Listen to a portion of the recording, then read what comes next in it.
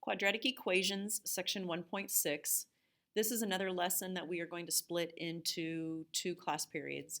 So I will teach part of this in this video, assign some problems to work on, and then I'll teach the rest of it in a separate video with the remaining problems for the entire assignment. So quadratic equations. Here is your definition for a quadratic equation. This is what we call the standard form for a quadratic equation, where a, b, and c are real numbers, and it says where a cannot equal 0. So the reason we add this note is if a was 0, 0 times this x squared would give you 0, and then you would not have a quadratic term. So this is the term that is needed for an equation to be quadratic. You must have that x squared. Whereas if b was 0, it would be still quadratic if you didn't have this piece. And if c was 0, it'd still be quadratic if you didn't have that piece. So you have to have this x squared for it to be a quadratic equation.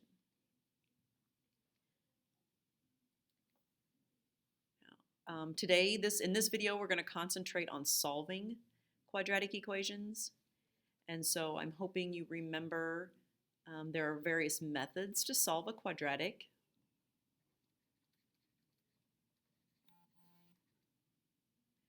There are 3 that we're going to focus on. And so one is to solve by square roots.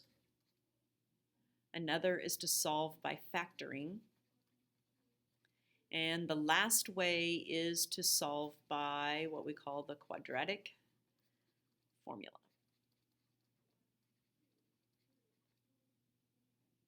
Now, it's nice to be versatile in math and have various ways to accomplish the same thing. One way is it's good because solving one way is a lot easier or more simple than solving it by another way. And I say that by being more simple in the context of it depends on who you are. So some people may find factoring to be the easiest way. Some people may find quadratic formula to be the easiest way. Easy is in the eye of the beholder. Now, the disadvantage of all knowing these different ways is that some of them don't always work. So square roots will only work if the b value is 0. So you do not have that linear term, and so then solving by square roots would work. It'll also work if you have a parenthesis with a square on it. Then we can make square roots work. And so we'll look at each of those situations. We can solve by factoring, but that's only if it factors. There are some quadratics that don't factor. And so factoring will only work sometimes, not every time. Square roots only work sometimes, not every time. The quadratic formula, though, works every time. I will tell you on a quiz or a test, you are going to have to show some versatility. So therefore, you're going to need to show solving by square roots, solve by factoring, and also solve by the quadratic formula.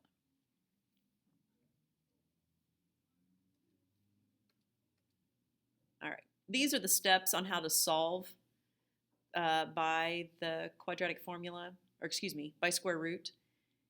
But I'm going to come back to these. Let's actually solve one and look at one, and then we'll see what that looks like.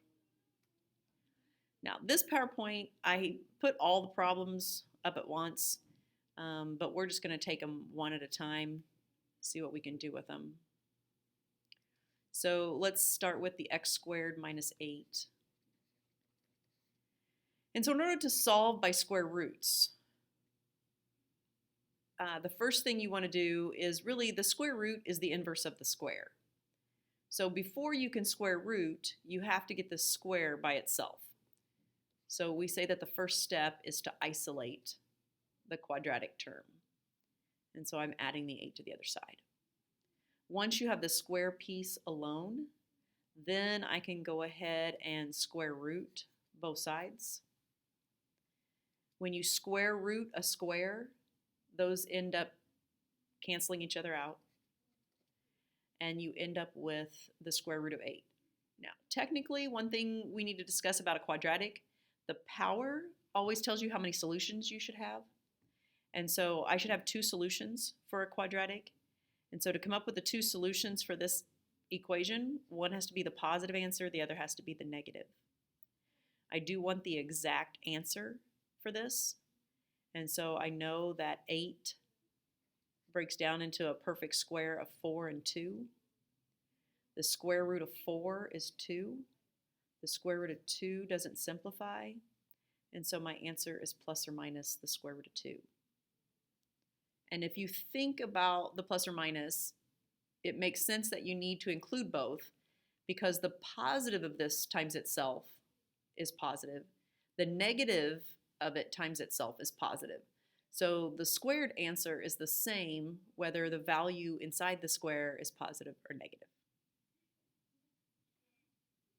All right, so let's move over here. We'll solve 3x squared minus 81 equals 0.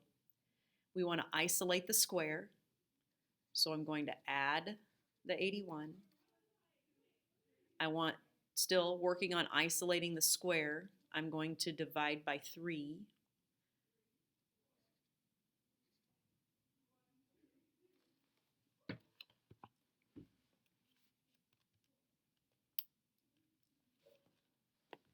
All right.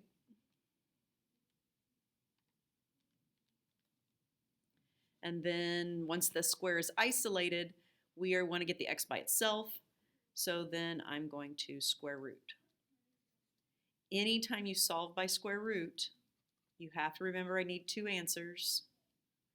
27 breaks down into the perfect square of 9 times 3. The square root of 9 is 3. Square root of 3 doesn't simplify. So there are my 2 answers.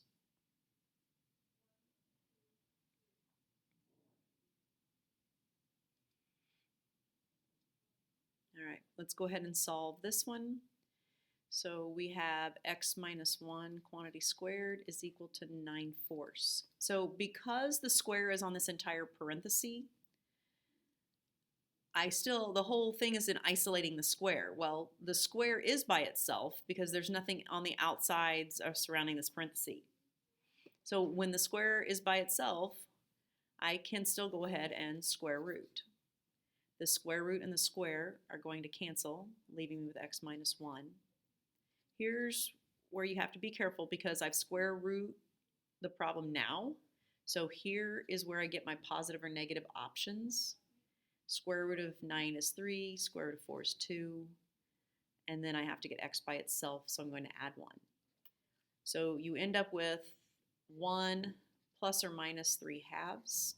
Because these are both real numbers and rational, we can go ahead and combine them to show my 2 specific answers. So one answer you get is 1 plus 3/2, and so that would give you 5/2. The other answer is 1 minus 3/2, which would give you a negative half. And so those are your 2 answers. So up here where your answers ended up being the positive and negative of the same number, when you have the parenthesis, you end up having 2 separate answers because the plus or minus happens earlier in the problem.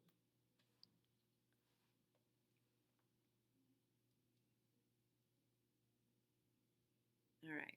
I'm going to let you work through this one if you want to. This one's not as exciting because when you square root and you square root here, when you put the plus or minus in, you still just get the 0. So in this particular problem, you won't have 2 separate answers. You'll just have the 1.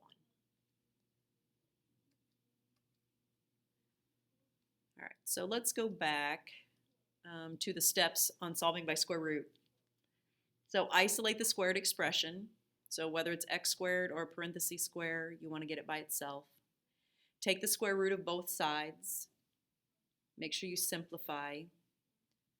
And so this is where you want to make sure you put the plus or minus in at the time you square root both sides. And then if x is not alone, you'll need to go ahead and make sure x is alone. All right, so let's talk about solve by factoring. So when you solve by factoring, the first thing you want to do is to make sure that the equation is set equal to 0. Now I'm going to subtract 2 so that I have it set equal to 0. And then we want to factor. Factoring, again, is a technique that various teachers teach it by various methods. Factoring is really the reverse of FOIL. So if you understand how to FOIL, then you kind of think through the factoring by backing that up. And so that's how I go through and teach it, is that process. If factoring is something that you recall that your teacher taught you a different way and you would like someone else to go over it, I recommend you either A, go back to that teacher if they're still around and have them refresh your memory, or ask Mrs. Griffin or myself to teach it to you in the manner that you think you remember or that you feel comfortable with. All right, so factoring. First thing you're always going to look for is a common factor. These guys have nothing alike, so I'm not going to have to worry about it. Go ahead and just go to my 2 parentheses. So in FOIL, you're starting with F, and that's your first pieces. So the first pieces give you this 2x squared. So what are you going to multiply to get 2x squared? Your options are limited. It's just going to be 2x and x, and it doesn't matter which one you put where. So you start with F, then we jump down to L. L is going to give me the last positions in the parentheses, and L is supposed to multiply to give me -2. All right, so I'm just going to place them in here. Your options, again, are limited. To get -2, it's either going to be, let's say it's going to be a -2 and a +1. And really, I'm not even going to put the plus and minuses in right now. Let's just talk about 2 and 1. So in order to multiply to get 2, I know I get 2 and 1. Now, I know I have the beginning of the problem broken apart correctly, and I know I have the end of the problem broken up correctly. You never know if you truly have it right or not until you check the out and the in. So when you multiply the outs, I get 2x. When I multiply the ends, I get 2x. When you combine these, if you add them, you're going to get 4x. If I subtract them, I'm going to get 0. Neither one of those is giving me this 3 that I need here in the middle. So what that tells me then is I do not have these in the right spots. Maybe let's try switching them. So I'm going to put a 1 here and a 2 there. So again, I still know I have the 2, that's my L. I still have 2x squared, which is my F. But we have to try the outs. That gives me 4x. Try the ends, that gives me 1x. And if I put these together, if I add them, I get 5x, so I don't want to add them. But if I subtract them, I could get 3x, and if I want a -3x, then I want the 4 to be negative. And so that means this loop has to give me a negative. This loop would have to give me a positive. So this is a method of factoring that I call trial and error or unfoil. Now, to continue on with solving the quadratic, however, once you have it factored, the next step is to set each factor equal to 0. But here's why. Parentheses mean multiply. And so when you're multiplying two values, so you're multiplying this, you're multiplying this. When you're multiplying two values and you get an answer of 0, so something times something is 0, what has to be true? One of the somethings have to be 0. Maybe this is some number, but this value ends up being 0. Well, whatever that number is, if I times it by 0, I'm going to get 0. And so that's why we take each factor and say, well, maybe this factor is the one that equals 0. And if that's the case, then x would equal a -1/2. So -1/2 would make this whole thing go to 0.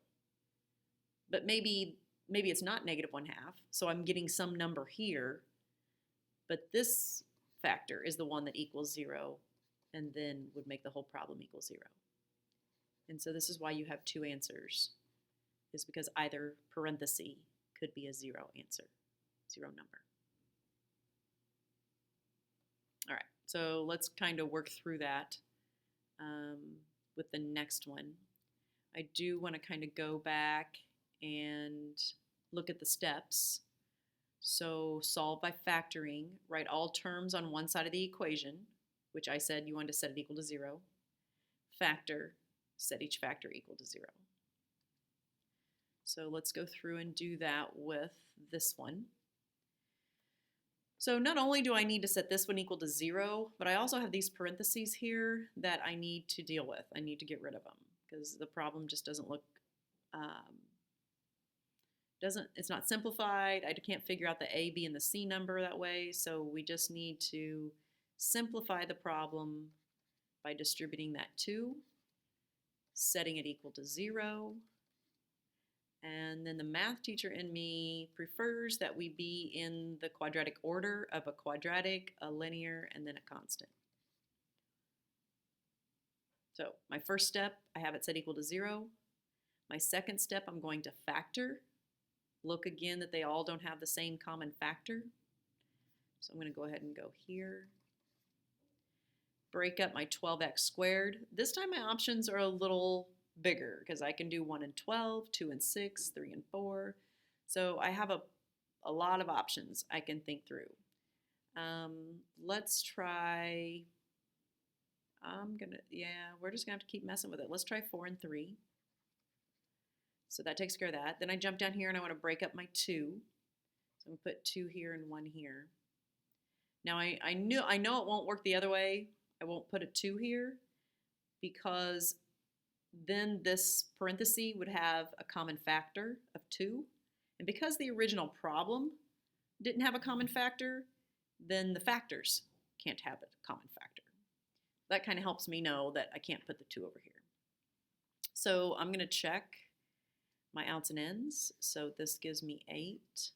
This gives me 3. Oh, I got lucky.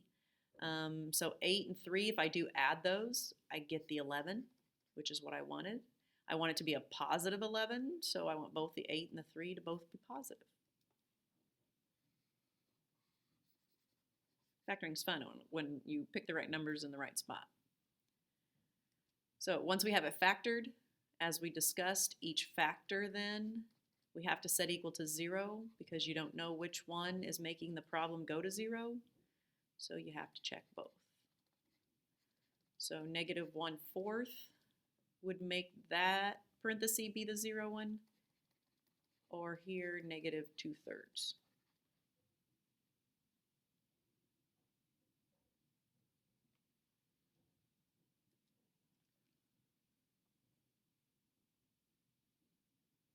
All right, so let's go ahead and tackle this last one. So again, because I'm factoring, I want to set it equal to 0. I can set it equal to 0, but then I still have these parentheses in my way. So to get the parentheses out of my way, I'm going to FOIL. So this gives me w squared minus 2w minus w plus 2 equals 6. And so now when I set it equal to 0, combine like terms. I'm also going to combine those guys.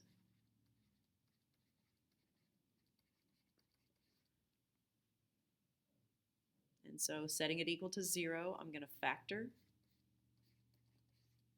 And I'm going to start with my w square, so I broke apart. I'm going to start, then jump down to my 4. Let's go with 4 and 1. Checking the outs, I get 1w. Here I get 4w. To get a negative 3, I want the 4 to be negative and that to be positive.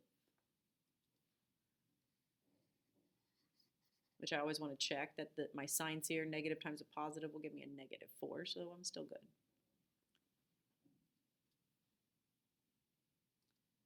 And then we set each factor equal to 0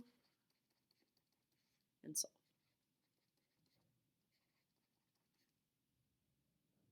Two answers. W squared, it's a quadratic.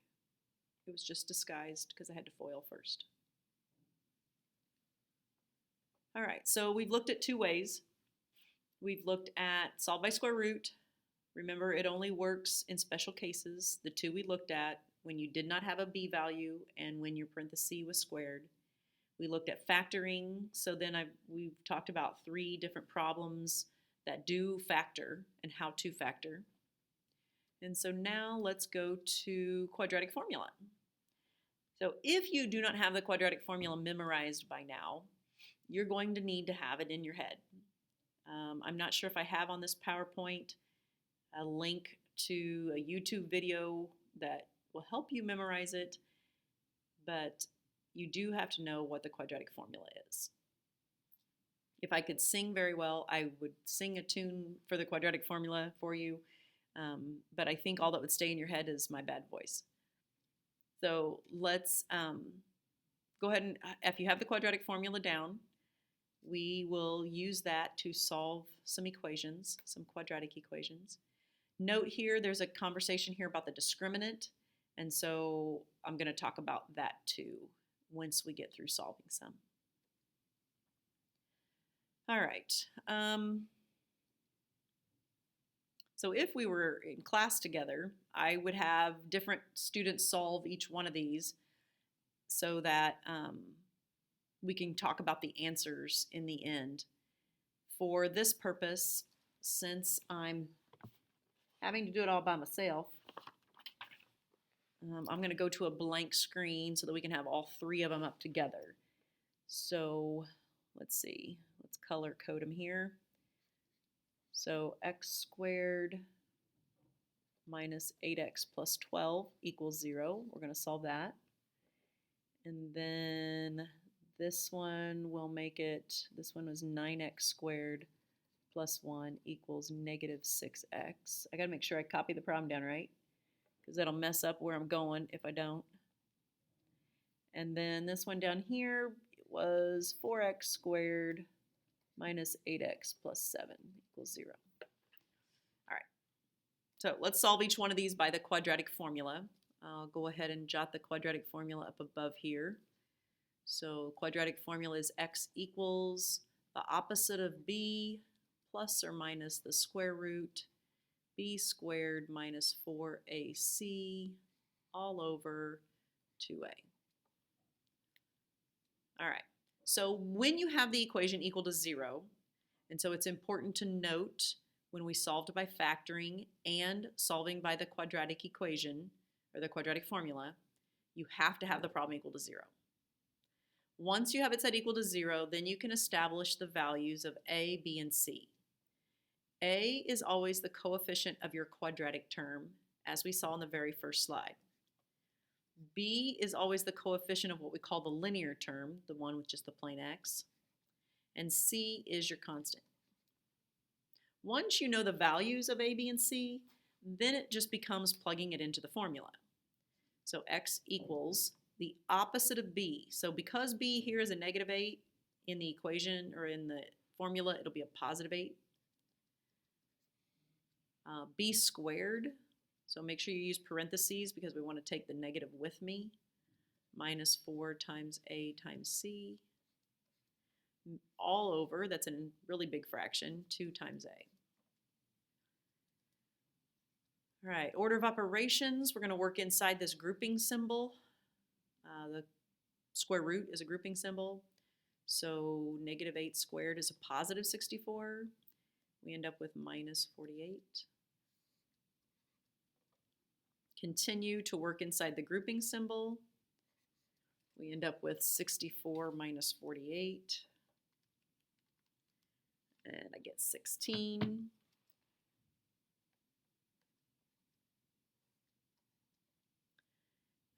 Continue simplifying the square root. And I end up with 8 plus or minus 4, because the square root of 16 is plain old 4, and you get 8. Now, because again, these are all real numbers, they're all rational, we can go ahead and actually do the math to get the answers. So x equals, I want to take 8 plus 4, so 8 plus 4 over 8, which gives me 12 over 8, which is 4 goes into that 3 halves. So 3 halves is one answer. X equals 8 minus 4 all over 8, which would be 4 over 8, which is 1/2. So 1/2 is the other answer.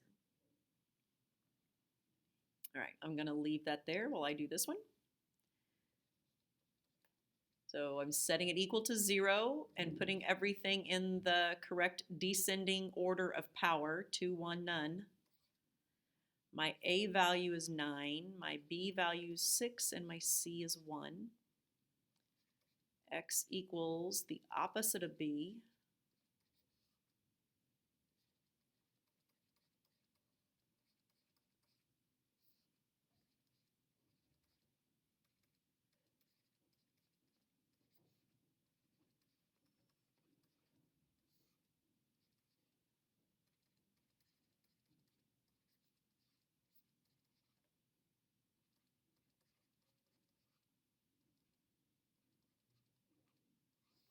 So that one I only ended up getting one answer of negative 1/3. All right, and lastly, this one is already set equal to 0.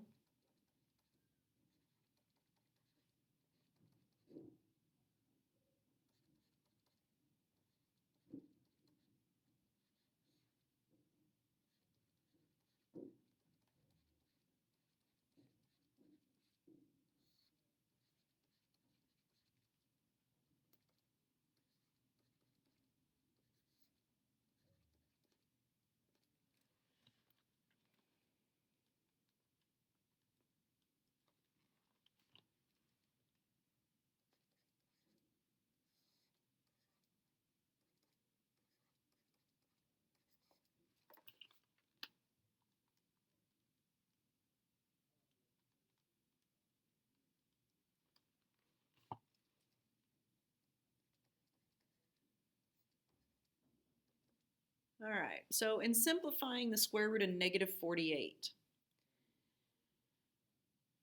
we want to think of the biggest perfect square that goes into 48.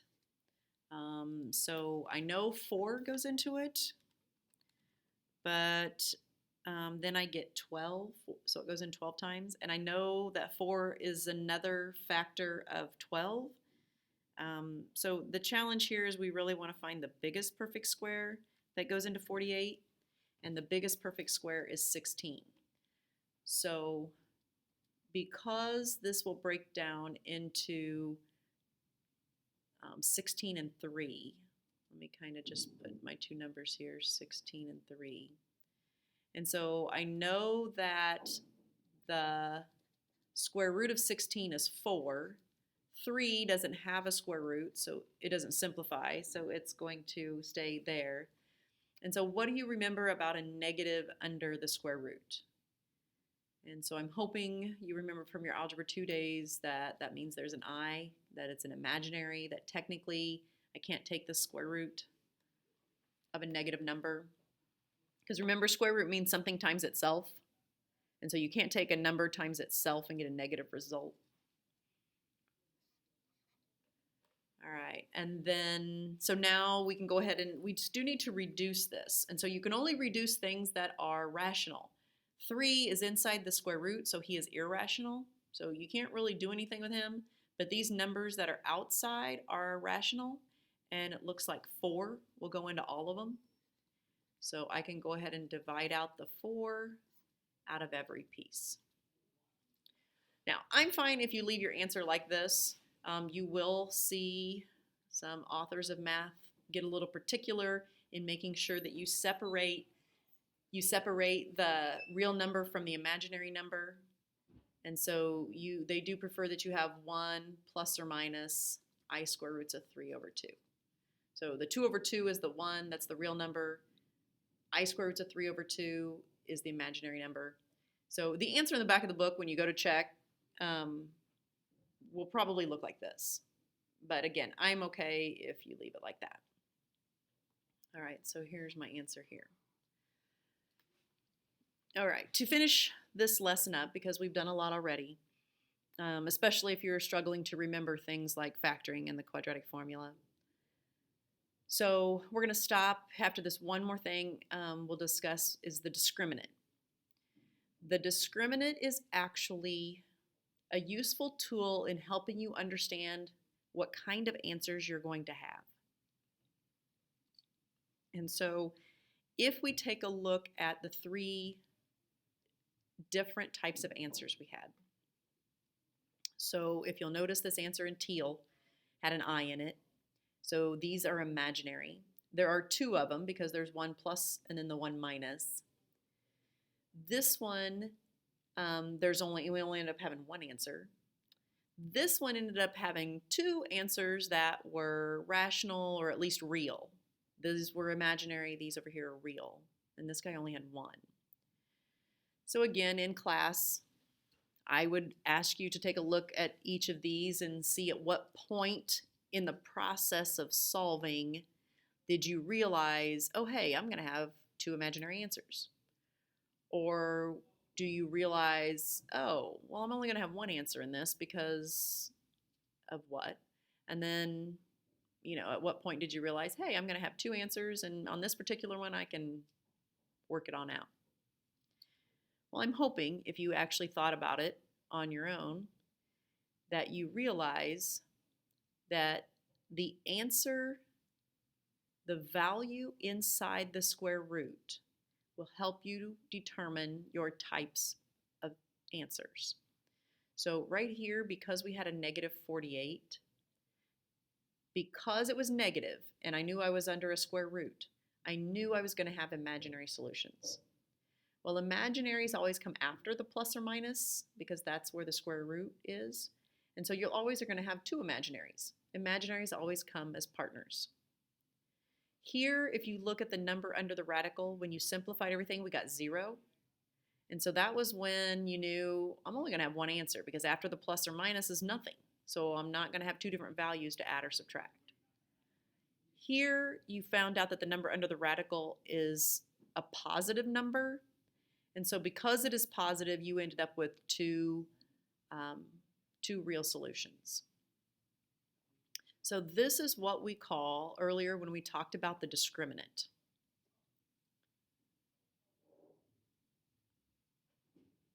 If I remember, yeah, here. So we talked about the discriminant. And so the discriminant is the thing that tells you how many and the type of solution. It doesn't tell you the solutions. So if you're wanting to solve, the discriminant's not enough.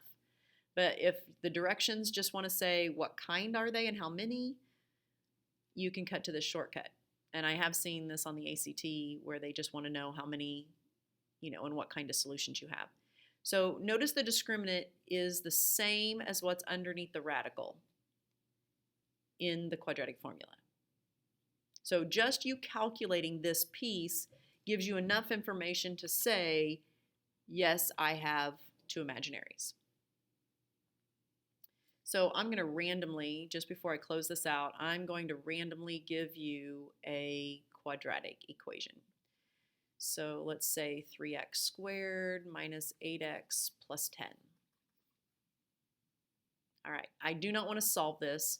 I want to know how many solutions and what kind they are. So I'm only going to look at the discriminant. Notice the discriminant does not have the square root on it. We know that it's under the square root in the entire formula, but I'm just worried about this particular value itself. So my b is this linear term. So my b is negative 8. My a is this quadratic term. So we're going to put that as 3.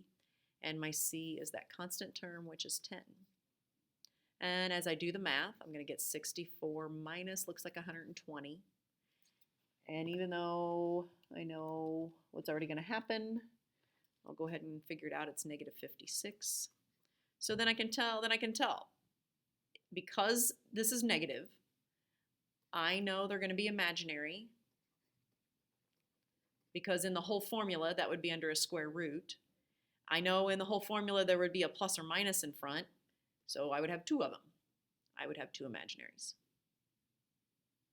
So your options are, if I want to summarize, if the discriminant is less than 0, you're going to have 2 imaginary.